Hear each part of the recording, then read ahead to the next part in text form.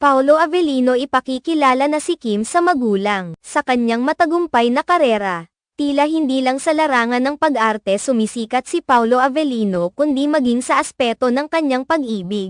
Pagkatapos ng pagtatapos ng seryeng What's Wrong with Secretary Kim, tila abala si Paolo sa sunod-sunod na proyekto sa malaking screen kasama ang kilalang aktres na si Kim Chu. Subalit, sa kabila ng kanyang busy na schedule, plano ni Paolo na magpahinga sandali at bumisita sa probinsya. Ito ang kanyang paraan upang makapagpahinga at makapagbigay-pugay sa mga pinagmulan ng kanyang pamilya. Hindi nakaligtas sa atensyon ng kanilang mga tagahanga ang posibilidad na isama ni Paolo si Kim Chu sa kanyang pagbisita sa probinsya. Marami ang nagsasabing ito ay maaaring pagkakataon na ipakilala na ni Paolo si Kim sa kanyang mga magulang. Sa kanilang pagsasama sa bagong proyekto, tila mas lalo pang lumalim ang kanilang